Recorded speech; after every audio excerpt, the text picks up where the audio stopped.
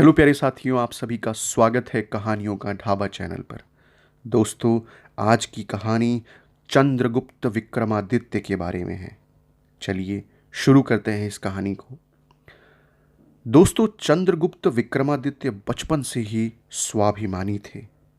अपने पिता के जीवन काल में ही उन्होंने अपनी प्रतिभा का परिचय दिया था। वह शक राजा द्वारा दिए गए अपमान को सह न सके। अपने वंश तथा भाभी के सम्मान के लिए उन्होंने शक राजा की हत्या कर दी। चंद्रगुप्त विक्रमादित्य धर्मपरायण थे, किंतु वे धर्मार्ध और असहिष्णु शासक नहीं थे। अन्य धर्मों का भी वह आदर करते थे। उनके शासन में धर्म के आधार पर किसी के साथ कोई भेदभाव या अत्याचार नहीं किया जाता था। दूसरे धर्मों के प्रति वह उदार एवं सहिष्णु थे। वह बौद्ध मतावलंबियों को भी भूमि और धन दान देते थे। महान विजेता होने के साथ साथ वे सफल कूटनीतिज्ञ भी थे। वे जानते थे कि सुदूर दक्षिण के राज्यों पर नियंत्रण नहीं रखा जा सकता। इसीलिए उन्होंने दक्षिण के राजाओं से वैवाहिक संबंध स्थापित किए, जिससे उनके राज्य पर दक्षिण से आक्रमण का भय समाप्त हो गया। इस तरह वे अपनी बुद्धिमानी और राज्यों की सहायता से भारत से विदेशियों को निकालने में सफल रहे। अपनी महान विजयों के बाद चंद्रगुप्त द्वितीय ने विक्रमादित्य की उपाधि धारण की। पश्चिमोत्तर भारत के गणराज्यों को परास्त करने के कारण ही चंद्रगुप्त विक्रमादित्य को गणारी अर्थात गणों का शत्रु कहा गया है। मालवा की विजय चंद्रगुप्त के लिए अत्यंत महत्वपूर्ण हुई। इससे उनके साम्राज्य की सीमाएं समुद्र तट तक फैल गईं। चंद्रगुप्त विक्रमादित्य ने पूर्वी राज्यों तथा बंगाल के विद्रोही राजाओं को भी परास्त कर दिया। इस तरह उनका साम्राज्य पश्चिम में पंजाब से लेकर पूर्व में बंगाल तक और उत्तर में कश्मीर की दक्षिण सीमा से लेकर दक्षिण पश्चिम में काठियावाड़ तथा गुजरात तक फैल गया। उनके शासन में शांति, सुव्यवस्था और समृद्धि थी। चंद्रगुप्त विक्रमादित्य कला और संस्कृति के प्रति अनुराग रखते थे। उन्होंने विद्वानों को पूरा संरक्षण प्रदान किया। वह स्वयं विद्वानों का आदर करते थे। कहा जाता है कि उनके दरबार में नवरत्न थे। कालिदास उन नवरत्नों में से श्रेष्ठ थे।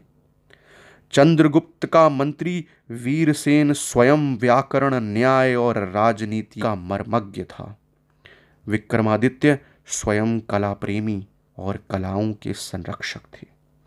गुप्त काल में कला के विकास में उनका सर्वाधिक महत्वपूर्ण योगदान है। चंद्रगुप्त द्वितीय के लिए विक्रमादित्य सिंह विक्रम, परम भागवत और गणारी उपाधियों का प्रयोग किया गया है। वे एक पराक्रमी योद्धा और सफल विजेता थे। वे सचमुच गुप्त साम्राज्य के निर्माता थे। दिल्ली के मेहरौली नामक स्थान पर स्थित लोहे की लाट आज भी चंद्रगुप्त विक्रमादित्य की महान उपलब्धियों को याद दिलाती है। चीनी यात्री फाहयान चंद्रगुप्त विक्रमादित्य के शासनकाल में ही भारत आया था। वह 6 वर्ष तक भारत में रहा। फाहयान ने तत्कालीन भारत की राजनीतिक, सामाजिक और धार्मिक दशा का बहुत सुंदर वर्णन किया है। उसके विवरण के अनुसार उस समय देश का शासनकाल अत्यंत सुव्यवस्थित था। लोग शांतिपूर्ण और समृद्धिशाली जीवन बिता रहे थे। चंद्रगुप्त विक्रमादित्य ने धार्मिक औषधालयों और यात्रियों के लिए निशुल्क विश्रामशालाओं का निर्माण कराया। वे विष्णु के उपासक थे, लेकिन उन्होंने बौद्ध और जैन धर्मों को भी सम्मान दिया। उस समय भारत के लोग धनी, धर्मात्मा और विद्या प्रेमी थे। चंद्रगुप्त विक्रमादित्य अत्यंत न्यायप्रिय शासक थे। उनकी न्यायप्रियता की अनेक कहानियां आज भी सारे भारत में प्रसिद्ध हैं।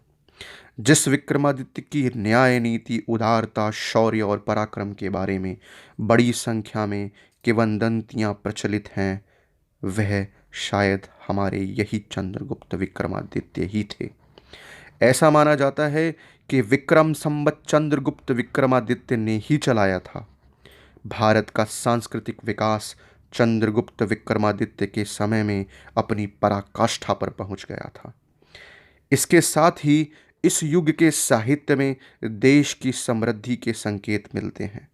इस तरह अपने पराक्रम, सुव्यवस्थित शासन, धार्मिक सहिष्णुता, विदय, अनुराग तथा कला प्रेम के द्वारा चंद्रगुप्त विक्रमादित्य ने एक महान युग की, महान संस्कृति के विकास की और समृद्धि की ओर स्मरणीय योगदान दिया। इसीलिए चंद्रगुप्त विक्रमादित्य का नाम भारतीय इतिहास में स्वर्ण अक्षरों में अंकित है और गुप्त वंश का शासनकाल भारत के इतिहास का स्वर्ण युग कहलाता है। तो प्यारे साथियों, इस कहानी में इतना ही। अगर आपको हमारी कहानियाँ वाकई में पसंद आ रही हैं तो आप हमारे चैनल को सब्सक्राइब कीजिए, वीडियोस को लाइक कीजिए। हम आपके लिए इसी तरह शानदार कहानियाँ लाते रहेंगे। तब तक के लिए धन्यवाद।